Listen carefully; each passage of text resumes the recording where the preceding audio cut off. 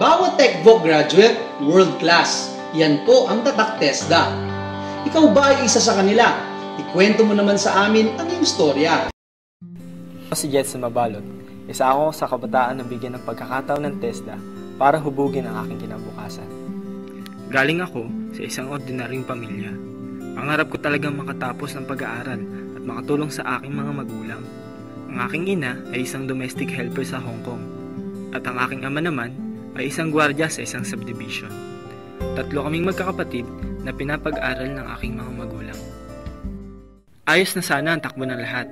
Nang isang araw ay kinausap ako ng aking ama na kailangan ko muna maghintay ng ilang taon bago ako makatungtong ng kolehiyo.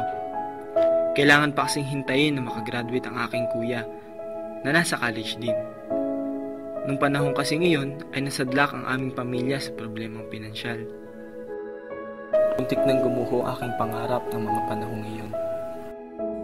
Ngunit, salamat na lamang sa Panginoon at nagbukas siya ng panibagong daan na aking tatahakin sa pagtupad ng aking pangarap. Isang araw, ay nalaman ko na may scholarship na mula sa TESDA sa paaralang pinatatakbo ng aming panambahan. Noong una, inakala ko lang na simpleng skills training ang aking papasukan. Ngunit, ito na pala ang pintong binuksan ng Diyos para sa akin. Dito ay hinubog ako para maging isang computer technician. Hilig ko rin kasi ang computers. Matapos lamang ang ilang buwan, ay natapos ko agad ang training at naipasa ko din ang competency assessment. Akala ko'y dito na matatapos ang lahat. Ngunit, ito lang pala ang simula. Tapos ang aking graduation, ay inabsorb ako ng paaralan upang maging teacher aide sa computer class at assistant computer technician na rin.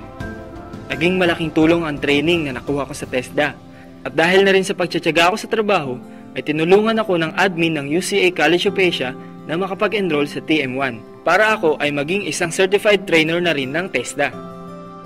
Malaki ang binago sa buhay ko nang dahil sa training na nakuha ko sa TESDA. At sa ilang panahon lang, hindi lang pangarap ko ang natupad.